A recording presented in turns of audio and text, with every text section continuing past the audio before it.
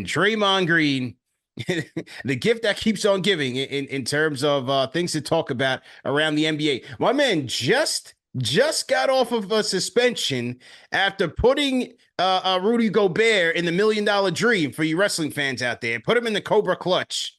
Just came back. And last night, you have the Golden State Warriors visiting the Phoenix Suns. Bradley Beal coming back. Side story on that.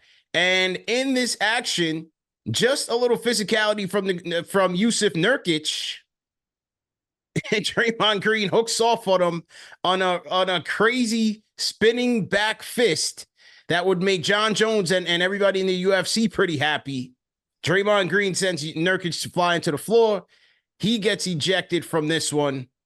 And another weird, bizarre chapter in Draymond Green's history, man.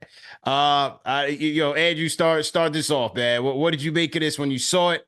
And what do you think, man? I mean, you mentioned the wrestling fans. He went from Ted DiBiase to the Texas Tornado. Yeah, my man went Kerry up. Von Erich. I mean, straight up.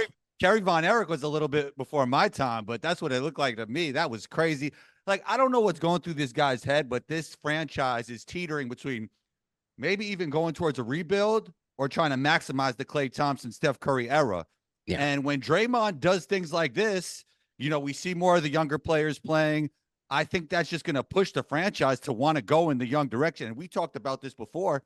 They might be better right now playing the young players. So you might not only be maximizing the future, you might be getting better right now, the way Wiggins is playing. Clay's not playing that great. I mean, Draymond is not helping this situation at all.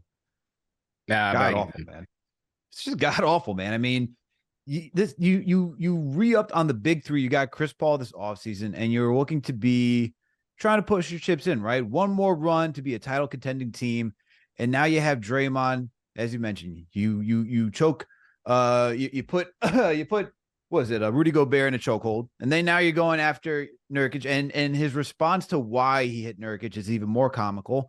But if you're the Warriors, you got to be wondering, this is supposed to be a leader, man. This is supposed to be one of your leaders in the locker room. And considering you got Jordan Poole, who you had to trade, who was a valuable piece, and you saw the tension last season. Now you got Draymond Green, not attacking his own players, but attacking opposing players on the court. And it's just, at this point, how is that even leadership for the Warriors when you have young players that are supposed to look up to these guys and take them seriously after winning 4 championships together? So if I'm the Warriors, I'm with Andrew. Like, you got to think, like, how am I moving forward with these young guys instead of just dealing with Draymond Green? And if you're Steph Curry, like, come on, man. Like, you have one of the top 5 best players on that team. How are you going to go out like this if you're Draymond Green with Steph Curry on the team? Like, don't you want to compete to, help his legacy and everything? Like, he's helped yours. You should at least be considering his as well. This is where it's just, and I like Draymond Green as a player, but when you start doing these theatrics, it's where you can't even back him anymore. And you're like, now it's just a clown show. It was dirty. It was another dirty play by Draymond Green. All of his theatrics and antics is dirty. I don't care what anybody wants to say. From the Steven Adams kick to the nuts back in the day, he caught LeBron in the nuts when they met in the finals. That got him the original suspension. And everybody wants to say that was an asterisk on the Cavs. No, that was just a dumbass play by Draymond Green that cost his team way back when. Now, yeah, they got the 4 championships, and he was every bit a part of it. But I said it the last time we talked about this guy with the Gobert situation. There's going to come a point in time when the juice just is not worth the squeeze. And they just signed this guy to a 4-year, $25 million deal. No wonder Bob Myers dipped off, right? Shout out to Charles for calling out Bob Myers said. Great job jumping off the Titanic before it sank. Because, we're going to get to what the future holds. But for right now, this is all part of the death of the dynasty, man. They're old. They've got no leadership. They got no size, no athleticism, no energy. And he's unhinged. He has no self-control. We've seen it time and time again. What more do you want to see than this guy's just a dirty player? And look, I like a physical game. I like when the game gets, when the referees stay out of the game and let the players handle it. But certain things, bro, it just becomes ridiculous. And for him, it's becoming a circus act for a Warriors team that can't win. That can't win. I mean, they were winning in this game when this happened, and they lose him, who's still an important part of their offense. But if you're not going to be there for your team, you just came off a 5-game suspension. Now you're hurting the team. And now the negatives are far outweighing the positives of you being on that team. Let's hear from Draymond Green. This was Draymond Green after the game about his explanation, and we'll react to it on the other side. But let's go to Draymond Green. He was pulling my hip, and I was swinging away to sell the call. Made contact with him. As you know, I'm not one to apologize for things I meant to do, but I do apologize to you, sir, because I didn't intend to hit him. I sell calls with my arms.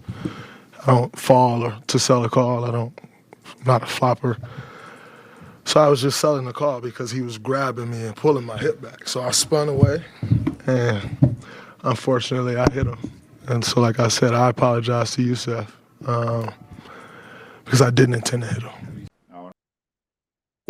So, you know, you got to like it with Draymond Green. Every other incident was just an accident, so I didn't apologize for those, right? But this one, all right, y'all got me. I apologize to Nurkic. My bad. Nah, look, this was just great PR by the Warriors. They're trying to get out in front of it because they know that the league might drop the hammer on this guy, especially after they just gave him 5 games for the Gobert incident, in which they noted prior incidents as the reason why they gave him the 5 games. So he's trying to get out in front of it, cover his ass. The team is probably tired of it. Kerr's tired of talking about it. But now all of a sudden it's like, oh, well, now this one, I admit, I did him dirty. No, bro, you're just a dirty player with no self-control, man. He's hysterical, man. I can't make it up, bro. Mr. New Media with the cleanup, Yeah. Mr. New Media. There he goes. It's crazy, bro. He's ridiculous, man. Like, at the end of the day, we could go through the laundry list of things he's done in the past. Yeah. And this just continues. And this is the worst time with Wiggins playing bad, with Clay playing bad. You're trying to maximize Steph's future. I mean, what could you do with this guy? I want to see what the suspension is going to look like. What do you think? How many days? I mean, how many games? It was 5 for choking out Rudy, right? Yeah. But this is after that, right? So you might have to more than double it. I don't know. You know, it's funny because, you know, like I was doing a search on like most notable suspensions, but like you don't really get suspended that much, like that many games for a dirty play. Like if you look at the history, even fights, right? We go back to the old Knicks Heat brawls. I mean, those are like 1, maybe 2 games. You know, different era though, right? Different era. Yeah, it is a different era. But you know, I gotta think it's going to be between 5 and 10. Okay. I think it could be 10 to max. That's just my opinion. Al, what do you think? I agree with that because they're not like let's look at what they did for Ja Morant, right? And Ja is a different scenario. Obviously, you're talking about even though it's legal for him to carry in the state of Tennessee, right? It's the branding, the imagery, it's all the other past dealings, all the other media connections with Ja for holding a weapon and anyone who's affiliated with him. He got essentially a quarter of the season, right? I don't see that for this. But I think it will be 10 games. I don't think it'll be anything more than that, because at the end of the day, like, this is the business, right? This is the business of the NBA. They want their players out there. They want the Warriors dynasty out there. It's great for promotion. It's great for viewership. Tournament, you know, they're coming off a high right now. Vegas is popping. Yeah, man. Look, they don't want, like, they want to punish Draymond, but they also don't want to ruin the product either, right? They don't want to see like the Warriors struggle too much, because then it's like, oh man, what's going to happen to all those bandwagon Warrior fans that just joined? That helps with the ratings. I mean, viewership and ratings. But I think it'll be somewhere between 10 games. But at the end of the day, like, even his explanation, that video, like, I just don't believe it. How are you trying to sell that? In what world are you selling? He's like, grabbing my hip. So grabbing your hip, you're going to be like, just start swinging your arm to like, oh man, grabbing my hip. So I hooked off. Sense. So I hooked off from the right to the temple. Makes no sense. Like, what are we talking about here? Like, if you just watch that, there's just no part of, like, it's like he grabs the hip. It's like, wouldn't you want to fall to the side that he's grabbing the hip? Then not just like flip yourself. I don't know, man.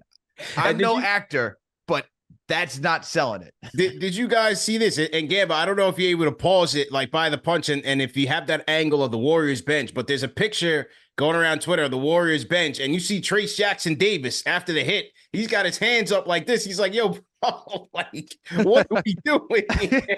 It happened right in front of Trace Jackson Davis. As soon as it happened, he's like, oh, shit. Yeah, you just can't make this one up, man. You just can't make this up. Do you guys think there's any scenario where they could turn this season around? I know, CP, you said it's a death of a dynasty, but if you guys could put your GM cap on, like, what would you guys do from this point going forward? Well, I would say, I mean, look no further. You know, you don't want to get prisoner of the moment, but in most of these Warriors games that I saw, if you look at it, they've got to start leaning on their youth, man. That starting lineup, it's dull. It's a wrap. Clay, I hate to call the guy finished because he's accomplished so much. I didn't like what Gilbert Arenas said about him this past week about him. But I think Father Time is catching up to him. I think Father Time is catching up to him. That starting lineup is lifeless.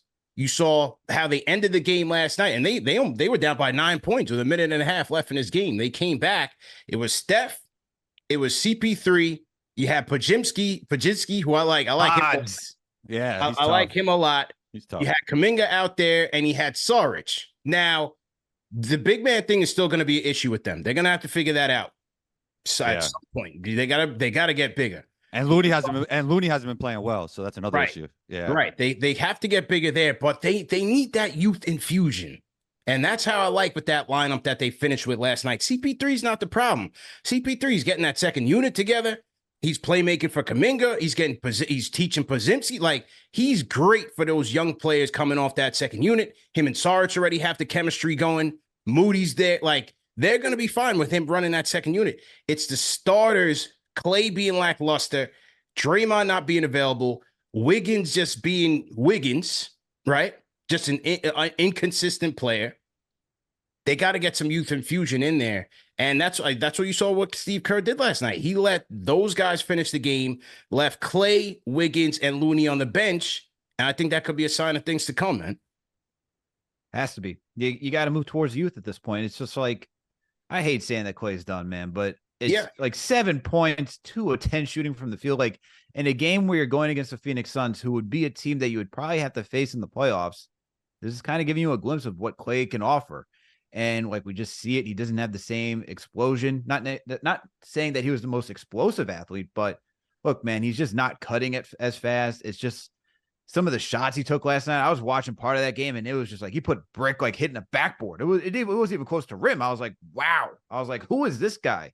This is a guy that off movement, anywhere stationary. This guy was automatic, and he's not even that anymore, man. And I think if you're the Warriors who's built your identity off of good defense and elite three-point shooting, if you're not getting the elite three-point shooting, which is supposed to be both Steph and Clay, and Clay's not offering you that, I think you got to change it up and go with the younger direction for these guys who are showing they got some promise to them, especially Potts, man. I like the way Potts is playing.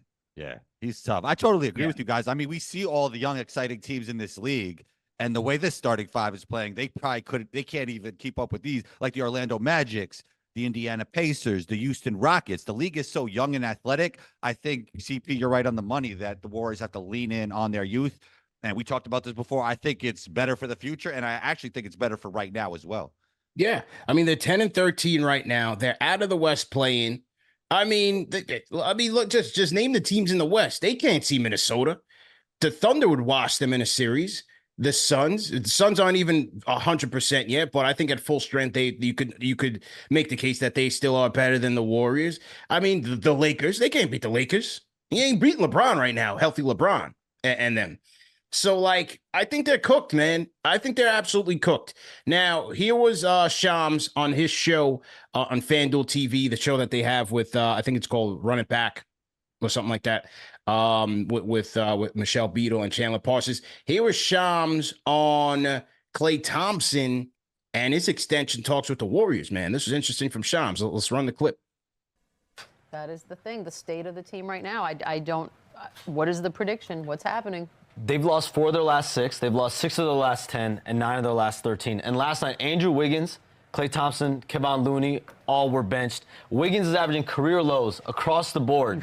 And last night he was benched for Jonathan Kuminga. And that's something that I would not be surprised if we see moving forward. And Klay Thompson, 2 of 10 last night, 1 of 8 from 3. I think we all believe he deserves an opportunity just to see this through. And he should have limitless, opportunity to try to figure it out, get out of this rut. But his future has been in question. We talked about on the eve of the season, they're not close on a contract extension when they were discussing one before the start of the season. I'm told that the Warriors offered a deal, 2 years in the range of $48 million in an extension to Klay Thompson before the season. And now there's no deal. We're into the season. He's going to play it out. They're going to play it out. And we saw last night, Jonathan Kuminga played a lot. Brandon Podziemski played a lot. Oh, sure. Could we see? Why not? Could this be as much as we all want to see the Warriors and their vets get a chance to ride this out to the sunset? Absolutely. We're seeing 2 young players start to play more, and I think it's interesting. All right, so that was Shams. So Shams is saying that Klay had a 2-year, $48 million on the table and declined. He's betting on himself, and so far, he's coming into Texas Hold'em with a Doyle Brunson with a 2 and an 8. No good, man. No good. He might be at this point he might be vet min or saying Chinese or learning Chinese soon, man. Jeez, man. Come on, don't say that. Come on, man. Good Come on, God. they had Dylan Brooks in China last year. Now you're saying Klay Thompson? No, Come on, but, Steve. no, but I think you can't if you're Mike Dunleavy Jr., man. Like this Draymond contract is going to be looking like a disaster. You can't double down with Klay. Like you've got to look. It's never easy dismantling a team. Everybody has an issue with it except for Danny Ainge. You hold on to these guys for too long, it will set your franchise back. You cannot get sentimental, man. You bring them back and put them in the Ring of Honor. You retire the jersey. All that good stuff will come back. But for the best of the team, you can't park your money in an aging Steph, an aging Draymond, and an aging Klay Thompson and expect good things to happen. They're in the process where they have to make a huge shakeup. And it's going to have to be at the expense of Klay. I would even look to trade him by the trade deadline and try to get something. And keep now you're coming to my side of what I was saying last time. Hey, trade now him you for got a to big trade man. Klay. Oh, Yeah. look at this. Yeah. You're starting to see the light, CP. I wonder how much. I wonder how much of this is mental. Like maybe Klay putting stock into what the Warriors believe about him, and that's affecting him. Like the Warriors don't even believe in me now. Where is my mental at? Like so much of this seems mental, and I know the mental and physical go together. But with this news coming out, I mean, I wonder if this really affected Klay. Like he felt for everything he's done with the franchise that he would get more than that he would get a better offer. And now he just believes like this team doesn't even really believe in me. So I wonder how that's affecting him moving forward. I mean, it's kind of like you have to be self-aware of like what's been happening with yourself, right? Like it doesn't seem like Klay is self-aware with his production, and it's been on the decline after both those 2 severe injuries. Like I get valuing yourself, but at the same time, like there has to be some sort of recognition where it's like, I'm coming off an injury. I wasn't really that great in the playoffs. I wasn't the number 2 guy. Yeah. It's questionable if he was even the 3rd or 4th best guy on that team. It was Steph and it was Wiggins. He had some moments, but I think after that, you got to be like, if you're expecting a bigger contract or even a longer term contract, look, he's 33. You get the Warriors also got to expect saying, hey, they're going to try to rebuild. I mean, that was the whole point of like drafting Wiseman, Kuminga, Moody. Like the writing's on the wall, man. Like it wasn't just to draft these guys and to say, hey, we're still going to protect you and give you your contract. I feel like this is a lack of Klay understand, like reading the room and knowing that the Warriors are getting ready to pivot in a different direction. Yeah. I think self-awareness is so important, but when you become one of the greatest shooters of all time, you become that because of supreme confidence. And in his head, he probably still believes he's that guy moving forward. Yeah, you're absolutely right. I think for this organization, a lot has been made on them not properly not investing or making the right selections when they had access to infusing the youth, right? Like, you have the Wiseman, LaMelo situation. They could have, they could have had Halliburton, right? Imagine Halliburton and Steph. Oh my God. What would that backcourt look like right now? That would look insane. So like you can't look backwards. You got to look forward, invest in Kuminga, invest in Moody, invest in pods. You got to get younger, point blank, period. And for this team, the way that they look right now, because when they won the chip, I didn't think that year it was their year. They kind of came out of nowhere. And then if it wasn't for Steph's brilliance and Wiggins, give him credit, Wiggins helped. But I mean, Steph really pouring it in and saving them from going down 3-1 in that series.